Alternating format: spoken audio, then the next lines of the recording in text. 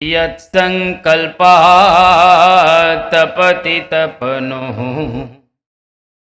वाति वात समिन्धे वह निर्धत्ते धरणिरुदधि लंघते नैव वेला सोऽयं श्रीमान् निखिल जगता अंतरात्मावतीर्णो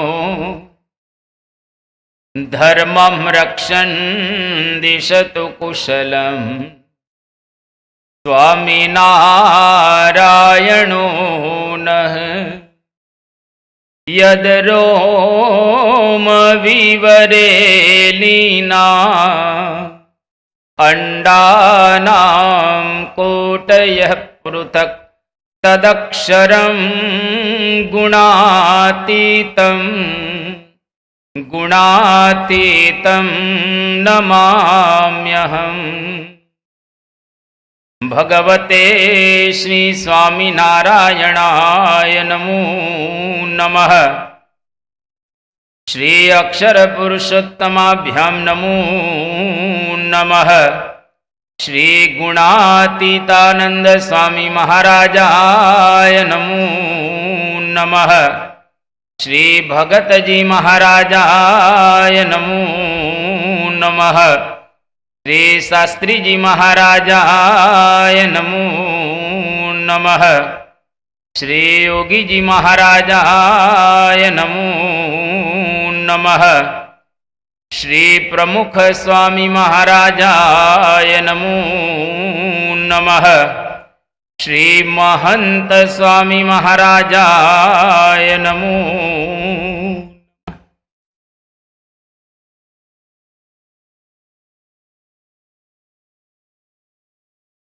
ભારતવર્ષની અંદર ઘણા બધા શાસ્ત્રો રહેલા છે. તમામ શાસ્ત્રોની અંદર ઘણી ઘણી વાતો કરવામાં આવેલી છે, પરંતુ આ બધી જ વાતોનો જો સાર આપણે ગ્રહણ કરવો હોય, સાર કાઢવો હોય તો એવો કાઢી શકીએ કે આપણા જીવનને આપણે કંઈક એવા પ્રકારનું બનાવવાનું છે કે જેના દ્વારા અસલ વસ્તુને આપણે પ્રાપ્ત કરી શકીએ. તો જન્મો જન્મની ખોજ આપણી પૂર્ણ થઈ જાય. અને માણસના અવતારની અંદર આ જ કામ આપણે કરવા માટે આ પૃથ્વી પર આવેલા છીએ.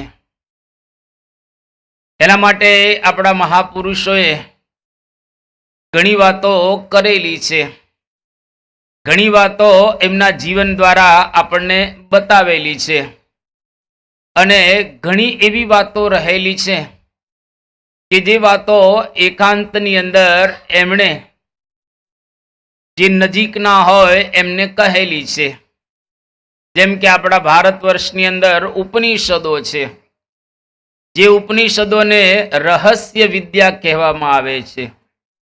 એટલે કે એકાંતમાં ગુરુજી પોતાના શિષ્યને રહસ્યની વાત કરે. આપણે ઘણી વખત એકબીજાને કાનમાં કહેતા હોઈએ છીએ, કોઈ ન સાંભળે એવી રીતે. અને આપણે કહીએ પણ ખરા કે જો હું આ તને કહું છું, તું કોઈને કહેતો નહીં, પણ છતાં એ કંઈ રહેતું નથી, એ ફેલાવા જ લાગે. તો આ રહસ્ય વિદ્યા અથવા તો બ્રહ્મ વિદ્યા કે ઉપનિષદ વિદ્યા આપણા જીવનની અંદર આપણે પ્રાપ્ત કરવાની છે અને કરી રહેલા છીએ. એવું નથી કે આપણે આગળ વધતા નથી. જેમ કોઈ નાનો છોડ હોય, એની સામું આપણે જોયા રાખીએ તો કંઈ આપણને વધતો દેખાય નહીં. ચંદ્ર કે સૂર્ય એની સામે આપણે જોઈને બેઠા રહીએ તો આપણને કામ ચાલતા દેખાય નહીં, પણ ધીરે ધીરે એ વધી રહેલા છે. સૂરજ ચાંદ કો વધતા ન દીઠા, અન વધતી ન દીઠી વેલ, હરિજન હરિકુ ભજતા ન દીઠા એહી આશ્ચર્ય કા ખેલ. દરરોજ થોડું થોડું થાય છે, ઘણું થયું કહેવાય આમ તો, કારણ કે એક ધારી આટલી શ્રદ્ધા રાખવી ને એ જ મોટું છે. દરરોજ ડાયા ડમરા થઈ અને વહેલા વહેલા 8 વાગે ગોઠવાઈ જવું, 9 વાગ્યા સુધી જોકું ખાધા વિના સાંભળવું, આ ખરેખર મોટામાં મોટી સાધના રહેલી છે. અને એ સાધના આપણે છેલ્લા 29 દિવસથી કરી રહેલા છીએ. જેટલા કઈ ઋષિઓ થયા, મુનિઓ થયા, સાધુઓ થયા, સંન્યાસીઓ થયા, બધાએ આ જ પ્રકારની ધીરે ધીરે સાધનાઓ કરેલી છે. તો પરમ પૂજ્ય સ્વામી બાપાના પ્રસંગો દ્વારા આપણે આ લાભ લઈ રહેલા છીએ. તારીખ 15/11/2023 બુધવાર, ગોંડલથી હવે બાપા બોચાસણની અંદર પધાર્યા. બોચાસણની અંદર અક્ષર પુરુષોત્તમ મહારાજની આરતીમાં પરમ પૂજ્ય સ્વામી શ્રી પરોવાયા, સંલગ્ન થયા અને સ્વામી શ્રી પ્રેમથી એક વાત કહેવા લાગ્યા કે જ્યારે આરતી ચાલુ હોય એ વખતે સ્વામી કે ફોન આપણે એટેન્ડ ન કરવો અને ફોનમાં કોઈ પણ પ્રકારની વાત પણ ન કરવી. પછી એક હરિભક્તને ઉદ્દેશી અને બાપાએ કહ્યું કે આરતી વખતે તમે જે ફોન કરતા હતા, ફોનમાં વાત કરતા હતા, એ બહુ ખરાબ લાગતું હતું. બાપાએ નોંધ લીધી. તો આરતી વખતે, ભોજન વખતે અને ભજન વખતે કોઈ દિવસ ફોન છે એને એટેન્ડ નહીં કરવાનો. એટલા બધા કઈ આપણે અગત્યના નથી ફોન હોતા, કારણ કે દરરોજ આપણી ઉપર કઈ નરેન્દ્રભાઈ મોદીનો ફોન ન આવે. કોઈક વખત કદાચ વળી આવી જાય, પણ દરરોજ કઈ નરેન્દ્રભાઈ મોદીનો તમારી પર ફોન ના આવે. એવા બધા કઈ આપણા ફોન અગત્યના હોતા નથી. અને એને જો વધારે કામ હશે તો તમારો સંપર્ક કરવાનો જ છે. તો એટલે અતિશય ફોનની અંદર આસક્ત નહીં થઈ જવાનું. બાપાએ બહુ સરસ વાત કરી. પછી સ્વામીએ કહ્યું કે આરતી પૂરી થાય ત્યાર પછી આશકા લેવાની હોય છે. એટલે કે પેલી જ્યોત હોય એને આપણે આંખે અડાડીએ, મસ્તકને અડાડીએ અને હૃદયને અડાડીએ. તો આપણે એવી ભાવના કરવાની. સ્વામી કે એ આશકા પ્રેમથી, મહિમાથી, ભાવથી લેવી. 5 સેકન્ડનો જ મામલો હોય છે, પણ એ 5 સેકન્ડની અંદર ભગવાનની જ્યોત, ભગવાનની દિવ્યતા એને આપણે પ્રાપ્ત કરી શકતા હોઈએ છીએ.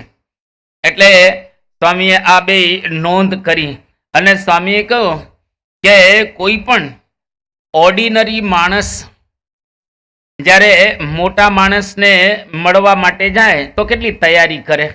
ધારો કે તમારે નરેન્દ્રભાઈ મોદીને મળવા જવાનું હોય કે રાષ્ટ્રપતિને મળવા જવાનું હોય તો તમે કેટલી તૈયારી કરો.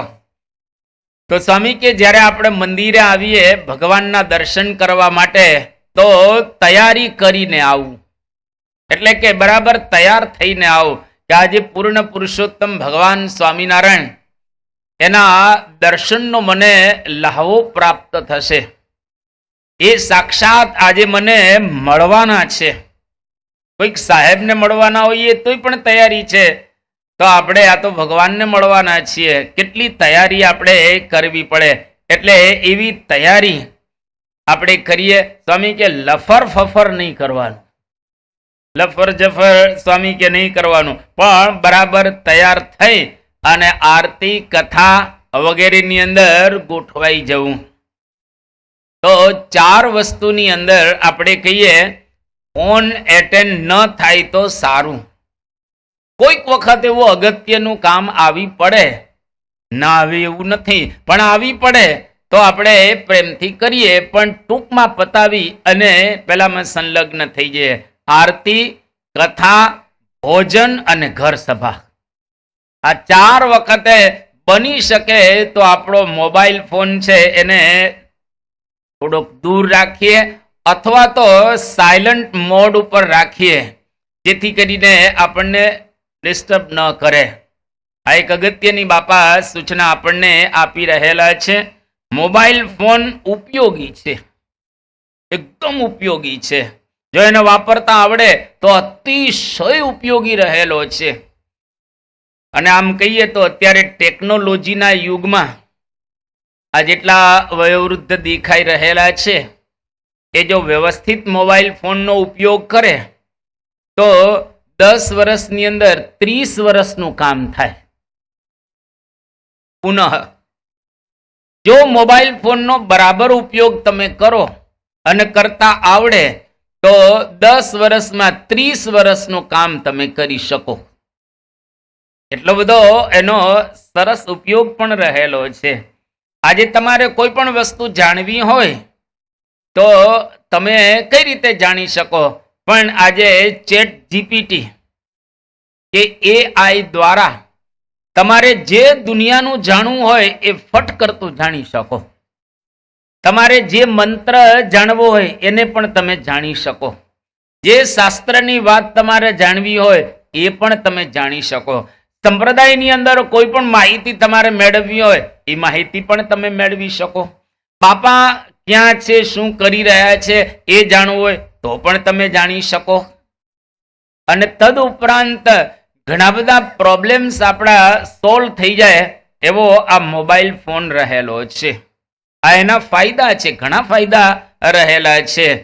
પણ જો એને વાપરતા બરાબર આવડે તો, જો એને વાપરતા બરાબર ન આવડે તો એની અંદર ઘણા ગેરફાયદા પણ રહેલા છે. એટલા માટે કોઈ પણ સાધન હોય એના બે પ્રકાર હોય, એક સારો ઉપયોગ અને એક બીજો ખરાબ ઉપયોગ. સારા ઉપયોગની અંદર તમે સાધનોને લો તો એના દ્વારા કંઈક આપણે રચનાત્મક પ્રવૃત્તિ કરી શકીએ. એટલે મોબાઈલ ટૂંકમાં વિવેકથી વાપરવા સાધન છે, એનો વિવેકથી આપણે ઉપયોગ કરવો એવી વાત પરમ પૂજ્ય સ્વામી બાપાએ અહીંયા આગળ કરી, આપણને ટકોર પણ કરી. જ્યારે શરૂઆતની અંદર એકદમ મોબાઈલ ફોનનો પ્રારંભ થયો હતો એ વખતે એક સંત, હવે આરતી કે કથાની અંદર એની રિંગ ચાલુ રહી ગઈ અને રિંગ વાગી. પરમ પૂજ્ય પ્રમુખ સ્વામી મહારાજે એ સાંભળ્યું અને સ્વામી એવા બગડ્યા કે ન પૂછો વાત. સ્વામી કે આ ચાલુ કથાના ચાલુ આરતીની અંદર આ બધું વાગે એ કેવું ગણાય? આપણે ભગવાનમાં જોડાવાનું છે. અને સ્વામીને બિલકુલ ગમ્યું નહીં. પરંતુ સ્વામી એના દ્વારા એવું કહેવા માંગતા હતા કે વ્યવસ્થિત ઉપયોગ કરો. અને આજે આપણે જોઈએ છીએ સંસ્થાની અંદર તમામ સંતોની પાસે લગભગ ફોન આવી ગયા છે. કોઈક રેર એવા સંત હશે જેની પાસે મોબાઈલ ફોન નહીં હોય, પણ બાકી બધા સંતોની પાસે મોબાઈલ ફોન આવી ગયેલા છે. કારણ કે જમાનો એ પ્રકારનો થઈ ગયો અને કામ પણ એ પ્રકારના થઈ ગયા, એટલે વાપરવા તો પડે જ સ્વાભાવિક રીતે. પણ આજે વિવેકથી બધા સંતો ફોનનો ઉપયોગ કરી રહેલા છે. તો આજે સમાજની અંદર એના દ્વારા સારા કાર્ય પણ સંતો દ્વારા થઈ રહેલા છે. ટૂંકમાં બાપાએ આપણને એક ટકોર કરી કે જેનાથી ઉન્નતિ થાય એવા સાધનોનો ઉપયોગ કરવો, જેનાથી અવનતિ થાય, અધોગતિ થાય એ રીતે એ સાધનનો આપણે કોઈ દિવસ ઉપયોગ કરવો નહીં. તારીખ 27/11/2023 શુક્રવાર બાપા બોચાસણની અંદર વિરાજમાન છે. એ વખતે બાપાને પૂજ્ય વેદનયન સ્વામી એમણે એક વાત કરી કે બાપા, છેલ્લા 5 દિવસ પહેલા ઉત્તરાખંડની અંદર એક ટનલનું ખોદકામ ચાલુ હતું. હવે એ દરમિયાન ભૂસ્ખલન થયું, એટલે કે પૃથ્વી પડી, આમ ત્યાં ધસી, લેન્ડસ્લાઇડ આપણે કહીએ ને એ ત્યાં આગળ થયું. અને લગભગ 40 જેટલા મજૂર ભાઈઓ એની અંદર ફસાઈ ગયા. 5 દિવસ સુધી તો ઓક્સિજનનો કોઈ પ્રોબ્લેમ હતો નહીં, પણ હવે જો એ નીકળશે નહીં તો ઓક્સિજનનો મોટો પ્રોબ્લેમ છે અને સંભવ છે કે 40ની જાન પણ જતી રહે. પરમ પૂજ્ય સ્વામીશ્રીએ આ જ્યારે સાંભળ્યો ત્યારે એકદમ દુખી દુખી થઈ ગયા અને બાપા પ્રાર્થના કરવા લાગ્યા, ધૂન કરવા લાગ્યા. અને વેદનયન સ્વામીને કહ્યું કે આજે આપણે સાંજની સભામાં પણ બધાને વાત કરજો અને આપણે એમના માટે ધૂન કરીશું, જેથી કરીને હેમ ખેમ કોઈ પણ પ્રકારની ચિંતા વિના આ બધા જ ભાઈઓ છે મજૂર, એ બધા ત્યાંથી નીકળી શકે અને બચી જાય. આ પ્રકારે બાપાએ આ વેદનયન સ્વામીને વાત કરી. સ્વામીના હૃદયની અંદર બધા જ પ્રત્યે આપણે કહીએ ને એક ભાવ, અને સ્વામીએ 2-3 વખત એ બધાને યાદ કર્યા કે શું થયું, નીકળી ગયા કે નહીં, અને કેવી પરિસ્થિતિ છે. વારે વારે બાપા આ પ્રમાણે પૂછતા રહે, જેને આપણે કહીએ એના જીવનની અંદર દયા, કરુણા, માનવતા, અતિશય બધા પ્રત્યેક ભાવ. અમેરિકાની અંદર એક નવલકથાકાર બ્રાયન ગાર્ડફિલ્ડ, એમણે એક બહુ સુંદર વાત કરી કે જીવનની અંદર માણસ થવું એ સહેલું છે, પણ અંદર માનવતા આવવી ને એ બહુ અઘરી છે. મનુષ્યત્વ પ્રગટ થવું ને એ બહુ અઘરું રહેલું છે. અને એમને એક પ્રશ્ન પૂછવામાં આવ્યો કે મોટા થઈ અને તમે શું થવા માગો છો, ડોક્ટર, એન્જિનિયર કે શું થવા માગો છો? એમણે કહ્યું કે મોટો થઈ અને હું માણસ થવા માંગુ છું, મારે માણસ થવું છે. એટલે વેદો આપણને કહે છે મનુર ભવ, તું માણસ થા, હું માનવી માનવ થાવ તો ઘણું. સુંદરમ આ વાત કરે છે. તો આપણે માનવ થવાનું છે. માનવ થવું એટલે દયા રાખવી, કરુણા રાખવી, એકબીજા પ્રત્યે ભાવ રાખવો. અને ખરેખર આ સત્પુરુષોના જીવનની અંદર આપણને જોવા મળે. આજે માનવ ઉપર દયા રાખતો ઘટી ગયો છે. તમને સાંભળીને આશ્ચર્ય થશે કે આજે દુનિયા 30 વખત નાશ પામે એટલો શસ્ત્ર સરંજામ આ પૃથ્વી પર માનવોએ જ ઉભો કરેલો છે. કેટલા યુદ્ધો ચાલે છે, કેટલા યુદ્ધો અત્યારે ચાલી રહ્યા છે. અમેરિકાની અંદર એક સંસ્થા છે યુનો, યુનાઇટેડ નેશન્સ ઓર્ગેનાઇઝેશન, એટલે કે આખા વિશ્વના લોકો સંપીને રહે અને કોઈ ઝઘડે નહીં, આવી ભાવનાથી આ સંસ્થા બનાવવામાં આવેલી છે. એટલે કે કોઈ યુદ્ધો ન થાય. પણ આ સંસ્થાનો પ્રારંભ થયો ત્યાર પછી નાના મોટા લગભગ 1400 યુદ્ધો થઈ ગયા અને દુનિયાના કોઈને કોઈ ખૂણા ઉપર યુદ્ધો ચાલી જ રહેલા છે. એનો મતલબ તો માનવને મારવા તૈયાર થયો છે. આજે આતંકવાદીઓ આપણા અક્ષરધામની અંદર 2 આવ્યા હતા. મુંબઈની અંદર આતંકવાદીઓએ કેર મચાવેલો હતો. વિશ્વના દરેક ખૂણા ઉપર આતંકવાદ આજે જોવા મળે છે. હમણાં જ આપણે ભારતની અંદર આતંકવાદ જોયો ને 26 ને મારી નાખ્યા. તો આવા પ્રકારના માણસોને મારી નાખે એ કેવું ગણાય? માણસને રક્ષણ આપતો હોવો જોઈએ. મારે એ સારું નહીં. પેલા તો ઘરથી આપણે પ્રારંભ કરો. તમે તમારા દીકરાને મારવાનો નહીં, એને સમજાવવાનું. દીકરીને મારવાની નહીં, એને સમજાવવાની. જો દીકરો ને દીકરી આડાઅવડા ચાલતા હોય તો એને પ્રેમથી તમે સમજાવો, પણ મારો નહીં. હવે તો સ્કૂલની અંદર, કોલેજમાં કે યુનિવર્સિટીમાં મારવાનો રિવાજ જ જતો રહ્યો છે. પહેલા થોડું ઘણું હતું વર્ષો પહેલા, પણ હવે એ કંઈ રહેલું નથી. મારવાથી કોઈ સમજતા નથી, સમજાવવાથી એ લોકો સમજતા હોય છે. એટલે સ્વામી બાપા અહીંયા આગળ આ વાત કરે છે કે આપણે બધા ભાઈઓને સરસ રીતે બચે એવો કંઈક પ્રયત્ન કરવો જોઈએ, ધૂન કરવી જોઈએ, દયા રાખવી. મોરબીની અંદર જ્યારે રેલ આવી એ વખતે મુસલમાન ભાઈઓ લગભગ 5000 હતા અને રમજાન એ લોકોનો પર્વ આવતો હતો, ઉત્સવ આવતો હતો. અને પરમ પૂજ્ય સ્વામી બાપા પ્રમુખ સ્વામી મહારાજને ખ્યાલ આવ્યો કે આ રમજાન આ લોકોનો મોટો ઉત્સવ ગણાય. એટલે સ્વામી બાપાએ 5,000 મુસલમાનોને ત્યાં આગળ જમાડવાની વ્યવસ્થા કરી અને સ્વામી બાપાએ બધાને કહ્યું કે મિષ્ટાન જમાડવું છે આપણે બધાને. તો બધા મુસલમાન ભાઈઓના આંખની અંદર આંસુ આવી ગયા કે આ પ્રમુખ સ્વામી મહારાજે અમારો ઉત્સવ છે એ સાચવ્યો, એને કોઈ ધર્મના ભેદભાવો રાખ્યા નહીં. એટલે જ આજે પરમ પૂજ્ય પ્રમુખ સ્વામી મહારાજ અને મહંત સ્વામી મહારાજની પધરામણી મસ્જિદમાં થાય છે. ત્યાં મિડલ ઈસ્ટની અંદર જે મસ્જિદ છે મજલિસ, એની અંદર મહંત સ્વામી મહારાજની પધરામણી એ લોકોએ કરાવી. ત્યાં ગયા બાપા, અને આશ્ચર્યની વાત કે ત્યાંના શેખની સાથે પરમ પૂજ્ય મહંત સ્વામી મહારાજનો ફોટો છે એ ફૂલ સાઈઝનો મસ્જિદની અંદર મૂકવામાં આવેલો છે. કારણ કે એને મારા ને તારાના કોઈ સીમાડા રહેલા નથી. આ મારા છે ને તારા. હવે આખી દુનિયા ધારો કે સમજી જાય તો પોતપોતાના દેશની બોર્ડર સાચવી રાખે અને એકબીજાના માણસોને મારે નહીં, એકબીજા ઉપર ખોટો એટેક ન કરે, અને જે કંઈ વ્યાપાર ધંધા બરાબર કરવાના એ બધા વેપાર ધંધા બરાબર કરે.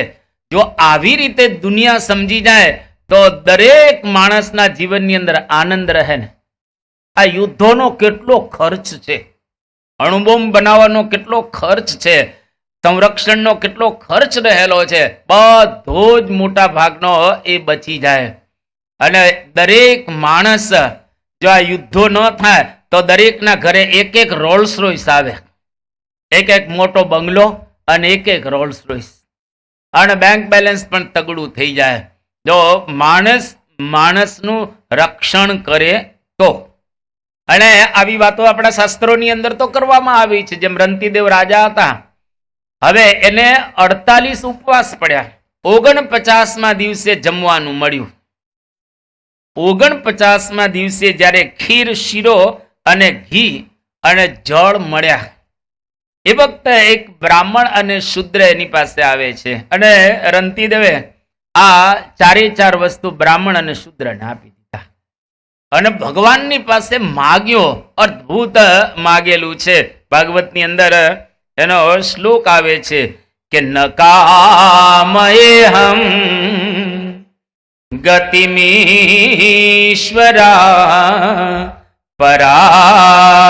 પરામષ્ટધીર યુક્તામ પુનર્ભવમ વા આરતિમ પ્રપદ્યે ખિલ દેહ ભાજા અંતઃસ્થિતો યે ન ભવન્ત્ય દુઃખા. આ પ્રમાણે રંતીદેવ રાજાએ માગ્યું. શું માગ્યું? કે હે ભગવાન, તમે મને એવી ગતિ આપો, શ્રેષ્ઠ ગતિ આપો કે અષ્ટ જે સિદ્ધિથી યુક્ત એ મહાન જે ગતિ, એ ગતિ મારે નથી જોઈતી. મારે મોક્ષ પણ જોઈતો નથી, શ્રેષ્ઠ ગતિ પણ જોઈતી નથી, પરંતુ અખિલ દેહ ભાજમ અંતઃ સ્થિત, જેટલા કઈ દેહધારીઓ રહેલા છે એના અંતઃની અંદર, હૃદયની અંદર સ્થિત થઈ અને એ લોકોની પીડાનો હું નાશ કરી શકું એવું મને આપો. દરેક માણસની પીડા મારાથી દૂર થાય એવી તમે મને શ્રેષ્ઠ વસ્તુ આપો. બીજું મારે કંઈ જોઈતું નથી. જેથી ભવંત્ય દુઃખા, એટલે કે દુનિયાના માણસો દુઃખ રહિત થાય. એક વખત પ્રમુખ સ્વામી મહારાજ બોચાસણની અંદર હતા અને વૃક્ષારોપણ કરતા હતા. એ ખાડાની અંદર એક મકોડો આવી ગયો. પરમ પૂજ્ય પ્રમુખ સ્વામી મહારાજ મકોડાને ઉદ્દેશીને કહે છે કે મકોડાભાઈ બહાર નીકળી જાય, નહીતર હલવાઈ જશો, ખાડામાં ફસાઈ જશો, મરી જશો. મકોડાને બહાર કાઢ્યો બાપાએ, અને ત્યાર પછી વૃક્ષારોપણ કર્યો. તો આવા નાના જીવોની પણ કોઈ દિવસ હિંસા ન થાય, એ મૃત્યુ ન પામે, એ મહારાજ અને સ્વામીનો સ્વભાવ હતો. જે શિક્ષાપત્રીની અંદર પહેલી આજ્ઞા 1 થી 10 શ્લોક છે ને, એ પૂર્વ ભૂમિકાના છે, અને 11મા શ્લોકથી પછી શિક્ષાપત્રીનો પ્રારંભ થાય છે. એમાં શું કહે છે કે કસ્યાપી પ્રાણીનો હિંસા નૈવ કાર્યાત્ર મામ કૈહિ સૂક્ષ્મ યુકામત કુણાદેરપી બુદ્ધ્યા કદાચન. આ 11મો શ્લોક કે કોઈ પણ જીવ પ્રાણી માત્રની હિંસા ન થાય. એ પછી નાના જૂ હોય, માકડ હોય કે પછી માખી જેવા, એની ક્યારે આપણે હિંસા કરવી નહીં. અમથા કોઈને મારવા નહીં. ઘણી વાર મચ્છર બેઠો ને ધડાક કરતો મારી નાખે. ભાઈ ઉડાડો ને, મારો તો શા માટે? મચ્છરને મારો નહીં, ઉડાડો. કીડીને જોઈ નથી ને મારી નથી, મારો નહીં, એને દૂર ખસેડી નાખો. જીવ હિંસા, બાપા તો ઘણી વખત કહેતા હતા કે જે માખી મારે એ માણસ મારે, માખી મારે એ માણસ મારે. એટલે કોઈની પણ હિંસા ન થાય એનો આપણે જરા વિચાર કરો. બાપા અહીંયા આગળ એકદમ દુખી થઈ ગયા કે આ બધાને ફસાયેલા જોઈને. તારીખ 18/11/2023 શનિવાર, બુચાસણ. આજે પરમ પૂજ્ય સ્વામી બાપાને પ્રશ્ન પૂછવામાં આવ્યા. પહેલો પ્રશ્ન બાપાને એવો પૂછે, બાપા યોગી બાપા માટે યુવકો એ હૃદય હતા, પ્રમુખ સ્વામી મહારાજ માટે યુવકો એ ચિત્ર હતા, અને આપના માટે યુવકો શું છે? ત્યારે પરમ પૂજ્ય સ્વામી બાપાએ કહ્યું કે યુવકો અમારા માટે યોદ્ધાઓ છે. આ પ્રમાણે જવાબ આપ્યો. અને પછી સ્વામીશ્રી કહ્યું કે આ બધા અક્ષર પુરુષોત્તમના યોદ્ધા છે, એટલે કે લડનારા છે. લડનારા એટલે માયાની સામે, લડનારા એટલે આ જગતના દ્વંદ્વોની સામે, અને લડીને અક્ષર પુરુષોત્તમનો પ્રચાર અને પ્રસાર દુનિયાની અંદર કરશે. તો યુવકો મારું હૃદય છે એવું યોગી બાપા બોલીને ગયા. યુવકો ચિત્ર છે એવું બોલીને પ્રમુખ સ્વામી મહારાજ ગયા. અને અત્યારે પરમ પૂજ્ય મહંત સ્વામી મહારાજે આ પ્રકારે યુવાનોને પોતાના યોદ્ધા સમજેલા છે. બીજો પ્રશ્ન બાપાને પૂછ્યો કે આપના યોદ્ધા એવા આદર્શ યુવક થવું હોય તો કઈ રીતે થવાય? ત્યારે પરમ પૂજ્ય સ્વામી બાપાએ જવાબ આપ્યો, જો આપણે બધા નિયમ અને ધર્મ બરાબર પાડીએ. મોટા નિયમને પછી સ્વામીએ યાદ કર્યા કે આપણા જે 5 નિયમો છે, દારૂ, માટી, ચોરી, અવેરી, વટલવું નહીં અને વટલાવવું નહીં. આ 5 નિયમ બરાબર રીતે પાળવા. અને પછી સ્વામી કહે છે જો એમાં મોટા લોકોએ ગડબડ કરી તો ધોવાઈ ગયા, નાશ પામી ગયા. લોકો આજે ને બરાબર યાદ નથી કરતા. પછી બાપાએ નામ પણ આપ્યા. સ્વામી કે માઇક ટાયસન અને ટાઈગર વુડ્સ, એક બોક્સર અને એક રમતવીર, આ બંનેને બાપાએ યાદ કર્યા. તો સ્વામી કે જો એ લોકોના જીવનની અંદર નિયમ ધર્મ ન હતા, ગડબડ કરી તો એને બહુ સહન પણ કરવું પડ્યું, અને લોકોએ એને ધિક્કાર્યા પણ ખરા. એટલે નિયમ અને ધર્મ બરાબર રીતે સ્વામી કે પાડવા. આપણા જીવનની અંદર જે નિયમ અને ધર્મનો મોટો ફાળો છે યુવાનો માટે, બાપાએ એક શબ્દ સરસ વાપરો. સ્વામી કે એ લોકોનું ચરિત્ર બરાબર હોવું, ચારિત્ર બરાબર હોવું જોઈએ, કેરેક્ટર બરાબર હોવું જોઈએ. આ ખાલી યુવાનો માટે નથી, આપણા માટે પણ છે જ, દરેકને માટે. ચરિત્ર, ચારિત્ર અથવા તો કેરેક્ટર એ દરેકની અંદર જો બરાબર હોય તો ખરેખર બાપા એની દ્વારા રાજી થતા હોય છે. એક વખત ગ્રીસના બહુ જ મોટા તત્વચિંતક સોક્રેટિસ, એ પોતે કદરૂપા હતા, એનું મોઢું પણ સારું ન હતું અને આમ દેખાવ પણ સારો ન હતો, અને છતાંય એ દરરોજ અરીસાની અંદર વારે જોયા રાખે. કદરૂપો ચહેરો એનો હતો, છતાંય અરીસામાં વારે જુએ. તો બધાને આશ્ચર્ય થાય કે સોક્રેટિસ તમે એવા રૂપાળા નથી, કદરૂપા છો, અને છતાંય અરીસામાં કેમ વારે જોયા રાખો છો? ત્યારે સોક્રેટિસે બહુ સરસ વાત કરી કે જો ભગવાને મને બાહ્ય રૂપ નથી આપ્યું તો મારે મારા આંતર રૂપને ખીલવવું જોઈએ, મારે મારા આંતરિક ગુણોનો વિકાસ કરવો જોઈએ, જેથી કરીને લોકો મને આદર આપે, મારા પ્રત્યે લોકોને દેખાવ થાય. એટલે બહારનો દેખાવ એ તો ભગવાનની દેન રહેલી છે. કોઈ કાંઈ ઈચ્છતું હોતું નથી. એ તો જેમ ભગવાને આપણું નક્કી કર્યું એ પ્રમાણે આપણને પ્રાપ્ત થાય છે. અંદરનો દેખાવ એ તો આપણા હાથમાં છે. દરેક કરી શકે, એમાં તો કોઈ ના પાડી શકે એવું છે નહીં. જો આપણે પ્રયત્ન કરીએ તો અંદરથી ચારિત્ર સંપન્ન થઈ શકીએ. વખત કોઈકને પૂછવામાં આવ્યું કે કાગડાનો રંગ કેવો? ધારો કે હું તમને પૂછું કાગડાનો રંગ કેવો, તો બધા એક સાથે કહે છે કેવો? કાળો. પણ કોઈકે જવાબ આપ્યો કે કાગડાનો રંગ સફેદ છે. કોઈક બીજાએ જવાબ આપ્યો કે કાગડાનો રંગ લાલ છે. લાલ કે સફેદ ક્યાંય કાગડા હોય નહીં. પણ છતાંય આવું કોઈકે કહ્યું. ત્યારે એને કહ્યું કે કાગડા તો કાળા જ હોય, તમે સફેદ અને લાલ કેમ કહો છો? એ કે જુઓ, ઉપરની ચામડી, ઉપરનો ભાગ કાગડાનો કાળો છે, પણ એનું લોહી તો લાલ છે ને. એના હાડકા તો સફેદ રહેલા છે ને. કાગડાના હાડકા તો સફેદ રહેલા છે. એટલે બહારથી દેખાય એ જ સર્વસ્વ હોતું નથી, પરંતુ અંદરનું ખૂબ અગત્યનું રહેલું છે. તમે જો નેલ્સન મંડેલા બહારથી સામાન્ય હતા, પણ આખા વિશ્વની અંદર નેલ્સન મંડેલાનું નામ થયું. 27 વર્ષ સુધી જેલમાં રહ્યા. અને જેટલા જેલરોએ અને બીજા બધાએ એને હેરાન કર્યા હતા, બહાર નીકળ્યા પછી એ તો પ્રેસિડેન્ટ થયા સાઉથ આફ્રિકાના, પણ એક પણ માણસને એને પછી હેરાન નથી કર્યો. જેને એને હેરાન કરેલા હતા એને માફ કરી દીધેલા કે કંઈ વાંધો નહીં, હવે હું આ મોટી પોસ્ટ ઉપર આવી ગયો છું અને હું ધારું તો કરી શકું એમ છું. બધા કરી શકે, પણ એને કોઈ દિવસ કોઈને હેરાન ન કર્યા. એટલે શાંતિનું એને નોબેલ પારિતોષિક પ્રાપ્ત થયું. તો બહારના જગતની અંદર પણ આંતરિક ગુણોનો ખૂબ મહિમા હોય છે. એટલે યુવાનો માટે બાપાએ અહીંયા આગળ કહ્યું કે ચારિત્ર બરાબર રાખજો.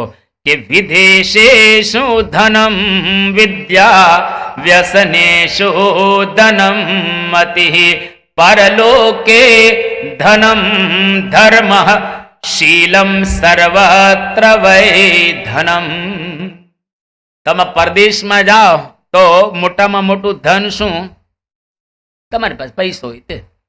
દેશમાં તો પૈસો જ કામ આવે ને, પૈસા વગર તમે ક્યાં જઈ શકવાના.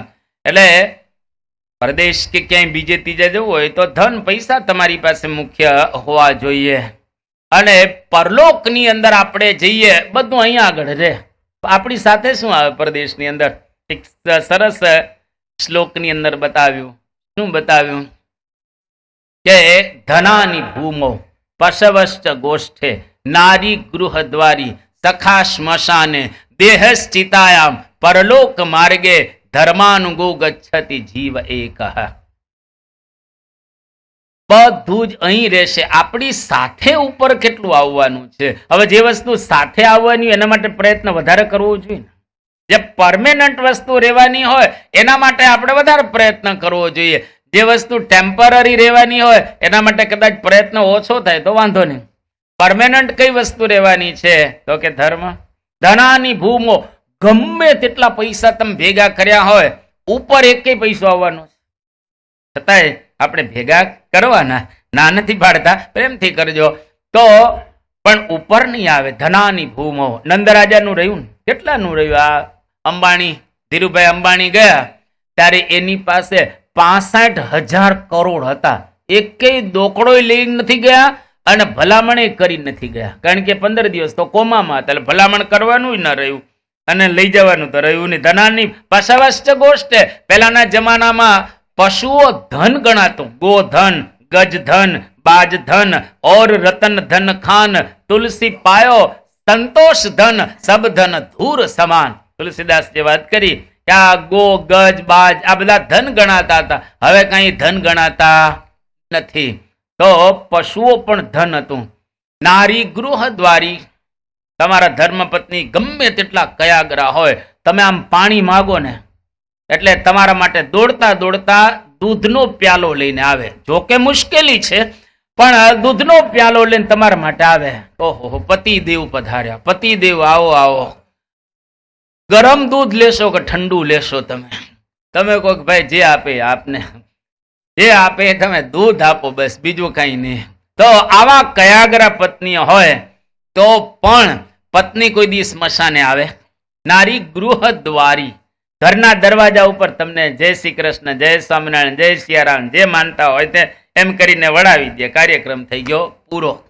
અરે કોઈક વખત તો એવું બને કે રાત્રે પતિ ધામમાં જાય ને રાત્રે, તો એને રાત્રે કાઢે નહીં, કેમ કે બધા સગાવાલા આવી જાય અને રાત્રે સૂર્યાસ્ત થઈ ગયા પછી લગભગ નથી કાઢતા હોતા. સવારે સૂર્યનો ઉદય થાય પછી એમ કાઢે સ્વાભાવિક રીતે.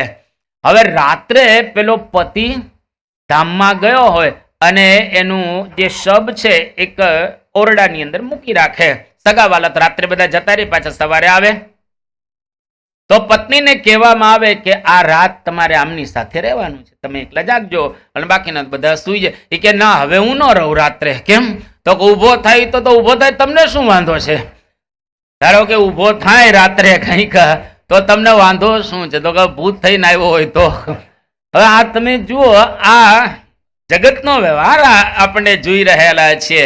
નારી પણ છેલ્લે આપણી હોતી નથી. અને આપણે નથી બોલતા, શંકરાચાર્ય બોલીને ગયા છે કે ગતવતી વાયો દેહા પાયે ભાર્યા બિભ્યતિ તસ્મિન કાયે ભજ ગોવિંદમ ભજ ગોવિંદમ ગોવિંદમ ભજ મૂઢ મતે.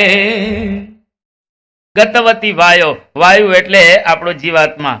દેહા પાયે, શરીર પડી જાય. ભાર્યા બિભ્યતિ તસ્મિન કાયે, એ કાયાથી પત્નીને પણ ડર લાગે છે. જેની સાથે આખી જિંદગી વ્યતીત કરી એ જ કાયાથી પત્નીને પણ ડર લાગી રહેલો છે. સંસાર તો જુઓ, કિમ વિષમય કિમ અમૃતમય ભર્તૃહરિ. આ સંસાર તો જુઓ કેવો વિચિત્ર એ રહેલો છે. એટલે નારી ગૃહદ્વારી, સખા સ્મશાને. સખા સ્મશાન સુધી આવે. કોઈ પડ્યો ચિતામાં, તું મારો જીગર જાન હતો, ચાલ તારી સાથે હું આવી જાઉં, એવું કોઈ પડેલો છે? કોઈ પડતો નથી ત્યાં ચિતાની અંદર. અને દેહસ ચિતાયામ, આ દેહ છે ચિતાની અંદર બળે ત્યાં સુધી સાથે આવે. તો પરલોકની અંદર ધર્માનુગો ગચ્છતિ જીવ એક. જેટલો ધર્મ સંપાદન કર્યો હશે, જ્ઞાન સંપાદન કર્યું હશે, વૈરાગ્ય સંપાદન કરેલો હશે, ભક્તિ સંપાદન કરેલી હશે, ચારિત્ર સંપાદન કર્યું હશે, એટલું જ આપણી સાથે આવશે. બાકીનું બધું જ અહીંયા આગળ રહેશે.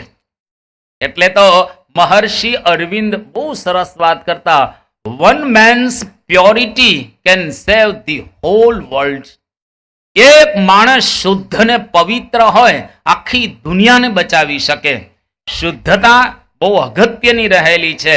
એકદમ શુદ્ધ, પરિશુદ્ધ, અતિશુદ્ધ, વિશુદ્ધ, આવા બધા શબ્દો વાપરેલા છે. એટલે કે આપણે ચારિત્ર સંપન્ન હોઈએ. તો અહીંયા આગળ સ્વામી બાપાએ યુવાનોને આવો એક સુંદર સંદેશો આપ્યો. ચીનની અંદર એક કહેવત છે કે 1000 વર્ષનો યશ એક દિવસના ચારિત્ર પર નિર્ભર છે. એટલું ચારિત્રનું અહીંયા આગળ પ્રતિપાદન કરવામાં આવેલું છે. એટલે તમામ યુવાનોએ પોતાના ચારિત્ર શુદ્ધ ને પવિત્ર રાખવા. આપણે પણ બધા જે વયોવૃદ્ધ રહેલા હોઈએ તો એમણે પણ ચારિત્ર શુદ્ધ ને પવિત્ર રાખવા. મહારાજે શિક્ષાપત્રીની અંદર પણ આ વાત કરી છે. ધર્મો જ્ઞેય સદાચાર, સારો આચાર એને ધર્મ ગણવામાં આવે છે. બાપાએ આ પ્રકારે વાત કરી. તારીખ 22/11/2023 બુધવાર, બોચાસણ. આજે દીક્ષા દિન હતો. એની અંદર 37 પાર્ષદોને ભાગવતી દીક્ષા આપી, જેની અંદર 5 સંતો માસ્ટર્સ થયેલા હતા, 10 એન્જિનિયર થયેલા હતા, 8 એકના એક પુત્ર હતા અને બે એવા હતા કે જે માતા પિતાના એક જ સંતાન હતા. તો આવા 37 ને બાપાએ દીક્ષા આપી અને પછી બાપા આશીર્વાદની અંદર કહે છે કે માતા પિતાને ધન્યવાદ છે કે આવા દીકરાઓને ભગવી સેનાની અંદર એમણે અર્પણ કરી દીધા. ભણેલા ગણેલા બધી જ રીતે હોશિયાર અને એકના એક સંતાન માતા પિતાએ ખરેખર ભગવાનના શરણની અંદર અર્પણ કરી દીધા. આ મોટી વાત ગણાય. તમે કે આ દીકરો હવે પોતે સમાજની અંદર એ સેવા કરશે, સમાજની અંદર એ હજારો જીવોનો ઉદ્ધાર કરશે, એનું પુણ્ય એના માતા ને પિતાને મળશે. જેનો દીકરો સાધુ હોય એને જબરજસ્ત પુણ્ય પ્રાપ્ત થાય. અને પછી બાપા જે સાધુ થનારા યુવાનો કહેતા જે બધા સંતો હતા એને ઉદ્દેશીને કહે છે કે આપણે સંસારનો પરિત્યાગ કરી અને સાધુ થયા તો આપણે નિયમ ધર્મ બરાબર રીતે પાળવા અને આપણી જે મર્યાદા છે એ મર્યાદાનું પણ બરાબર રીતે પાલન કરવું, સત્પુરુષની આજ્ઞાને પણ બરાબર રીતે અનુસરવી અને હંમેશને માટે આપણું જીવન ભજન ભક્તિ માળા માનસિક કથા કીર્તન સેવાની અંદર વ્યતીત થાય એવા હંમેશને માટે પ્રયત્ન કરવા. આ પ્રમાણે બાપાએ સંતોને વાત કરી. ટૂંકમાં માતા પિતાને ધન્યવાદ આપ્યા અને સંતોને ઉપદેશ આપ્યો. શાસ્ત્રીજી મહારાજ જ્યારે જ્યારે કોઈ સાધુ થાય ત્યારે એના પિતાને કહેતા કે તમે 2 કરોડની સંસ્થાની સેવા કરી, એટલે 100 વર્ષ પહેલા. અત્યારે 200 કરોડ કોઈ એનો દીકરો સાધુ થવા માટે આપે તો સમજી લઉં એ સંસ્થાની 200 કરોડની સેવા કરી રહેલો છે. કારણ કે એના દ્વારા કેટલા બધાને સરસ એ સત્સંગનો લાભ પ્રાપ્ત એ થશે. એવી શાસ્ત્રીજી મહારાજ કહેતા દીકરો સાધુ થવા આપે એનો મોક્ષ થઈ ગયો. આ શાસ્ત્રીજી મહારાજના શબ્દો છે. યોગી બાપા પણ આવી વાત કરતા હતા. સાધન માત્ર એને કરી લીધા. જેનો દીકરો સાધુ હોય તે વાલ સોયા દીકરા આપવા ખરેખર અઘરા છે, પરંતુ સ્વામી કે ભણેલા ગણેલા એકના એક દીકરા એ આપી દીધા. એ તમામ મા બાપનો સ્વામી કે મોક્ષ થઈ ગયો, એને 71 પેઢી તરી ગઈ. આવા સુંદર બાપાએ આશીર્વાદ પણ આપ્યા અને સંતોને સ્વામી શ્રી કહે છે કે જો આ ત્યાગનો માર્ગ અઘરો છે, આ સહેલો નથી. એ તો તમે અમને આમ જુઓ ને ગાડીઓમાં એટલે તમને લાગે કે આને બરાબર લાગે છે કે, પણ તમે અમારા સંત આશ્રમમાં આવો અને અમારું નિજી જીવન જુઓ તો તમને ખબર પડે કે આ માર્ગ કેટલો અઘરો રહેલો છે. બહુ જ પડે આની અંદર પરીક્ષા હોય છે. આમ તો આપણા શાસ્ત્રોની અંદર એ વાત કરવામાં આવી કે ત્યાગી થવું તે તપને જ કાજે, ખાવા પીવા કે નહીં લોક લાજે, જો તે પછી દઈ એક શોક ઈચ્છે, પાખંડી છે એમ પ્રભુજી પ્રી છે. આ લીલા મૂર્તની અંદર કહેવામાં આવ્યું કે ત્યાગી થવું તે તપને જ કાજ. આમ નોર્મલ જે ખાવું પીવું એ જ તપ નથી, પણ મોટામાં મોટું જો તપ હોય ને અહીંયા આગળ તો મન ધાર્યું મૂકવાનું તપ છે. તમ જે ગમતું હોય ને કરવા દેવામાં ન આવે, જે ન ગમે ને જ કરવા દેવામાં આવે. હવે કેટલું અઘરું પડે. અને ગમે ત્યારે ગમે તે પરિસ્થિતિ ઉત્પન્ન થાય એની અંદર સંતોએ રાજી રહેવાનું. કોઈ વસ્તુ પોતાની નહીં એટલે શું, અહીં પોતાનું અહીંયા આગળ છે જ ને.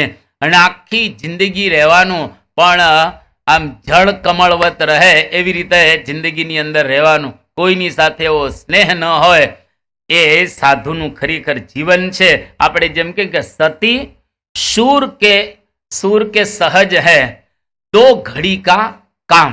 સતી હવે અગ્નિમાં પડીને મરી જાય, કાર્યક્રમ પૂરો થયો, થોડુંક કામ છે. અને શૂરવીર લડતો હોય અને યુદ્ધની અંદર નાશ પામે તો એ પણ થોડોક સમય જ હોય ને.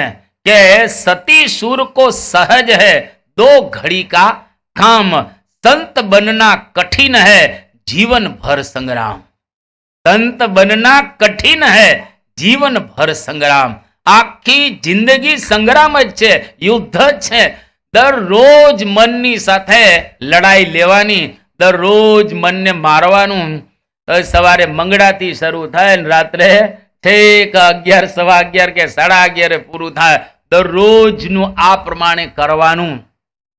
ખરેખર આ આશ્રમ આમ જોઈ તો અઘરો રહેલો છે, પણ આપણા માટે એવા સત્પુરુષ માર્ગદર્શક છે, એવા સદગુરુ સંતો માર્ગદર્શક છે, એવા મોટેરા સંતો માર્ગદર્શક છે, જેને લઈ અને નાના સંતોને એકદમ સહજતાથી આ આશ્રમની અંદર જીવન વ્યતીત કરી શકે એવી પરિસ્થિતિ અત્યારે એ રહેલી છે। હરિલામૃતની અંદર બહુ એક સરસ વાત કરવામાં આવી કે ત્યાગી થયો ને ઘર બાર છોડ્યું, શરીર સુખે વળી ચિત્ત જોડ્યું, ગમ્યું ન તીર્થે ઘર તો લગાડ્યું, બંને પ્રકારે નિજનું બગાડ્યું।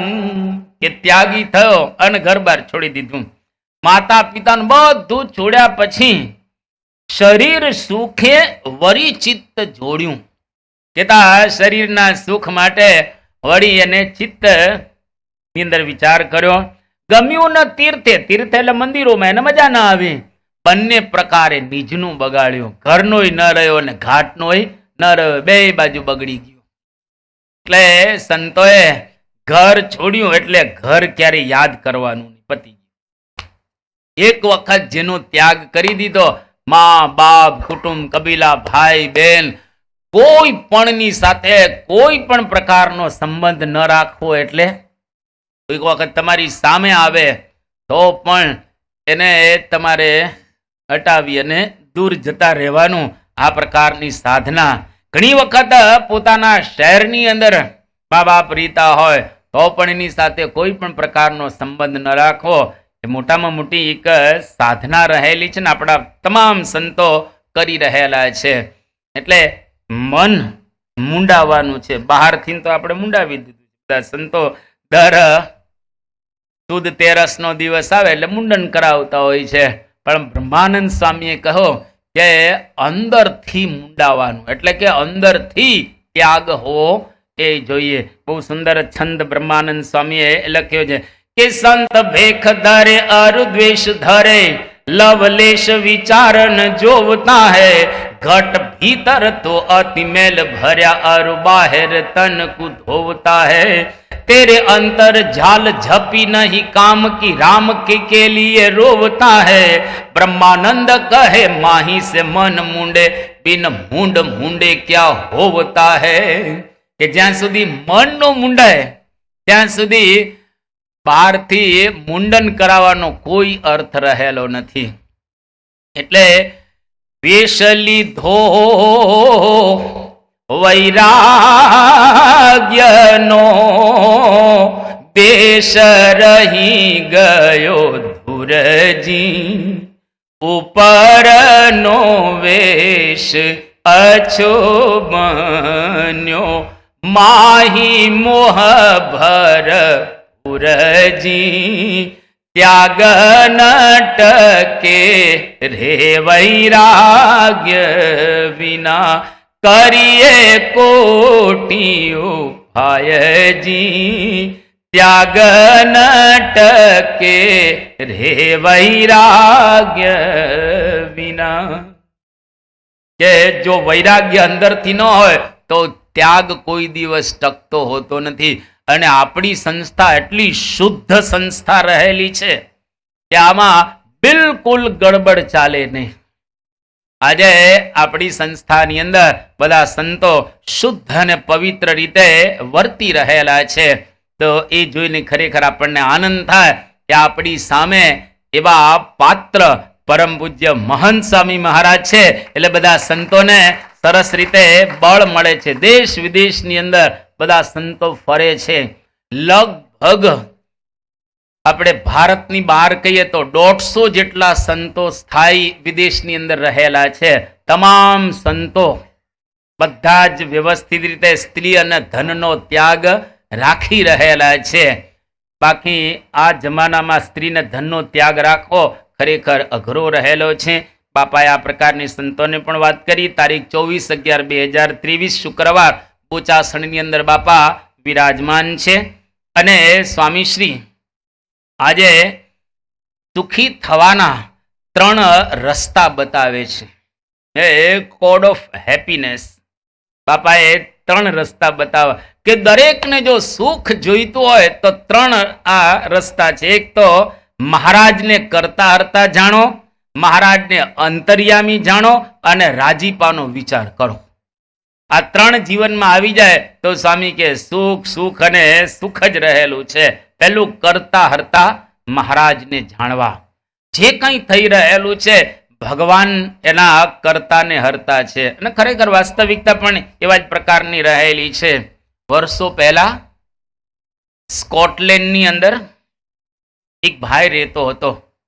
હવે એની ઈચ્છા એવી હતી કે આપણે એક શિપમાં જવું છે. અને આ શિપ બહુ જ મોટી હતી અને એટલી મોટી હતી અનસિંકેબલ અને અનબ્રેકેબલ.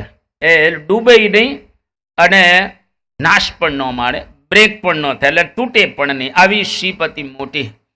એની અંદર એને ફરવા માટે જવું હતું. એને 9 દીકરા હતા. આખા ફેમિલીના બધાએ બુક કરાવી દીધું શિપની અંદર. પણ બન્યું એવું કે નાનો છોકરો હતો એને કૂતરું કરડ્યું.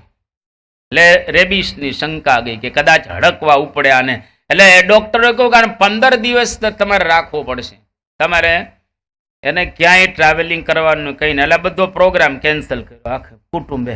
અને બધા જ આ છોકરાને બોલવા લાગી કે તારે લઈશ અને અમારે આ બધું કેન્સલ કરવું પડ્યું. આવી સરસ શિપ, દુનિયાના સારા સારા માણસો એની અંદર મુસાફરી કરવાની પહેલી મુસાફરી, અને આ બધું કેન્સલ થયું. એટલે છોકરાને બધા આ રીતે કહેતા હતા. થોડો સમય થયો, 2-5-10 દિવસ થયા. પેલી શિપ તો નીકળી ગઈ પછી. અને સમાચાર એવા પ્રાપ્ત થયા કે આ શિપની અંદર મુશ્કેલી સર્જાણી અને જે બરફની સાથે સ્નોની સાથે એ અથડાઈ છે. અને અનબ્રેકેબલ અને સિંકેબલ એ બ્રેક પણ થઈ ગઈ અને ડૂબી પણ ગઈ, જેનું નામ ટાઇટેનિક. ટાઇટેનિકની અંદર થોડાક બચ્યા, બાકીના બધા ડૂબી ગયા. એટલે આ ફેમિલીએ ઓલા છોકરાનો આભાર માન્યો. સારું થયું, જે થયું નહીં સારું થયા. કૂતરું કરડ્યું એને લઈને આપણે આખું ફેમિલી બચી ગયો. જો કૂતરું છોકરાને ન કરડ્યું હોત તો આપણે બધા સમુદ્રની અંદર ડૂબી ગયા હોત.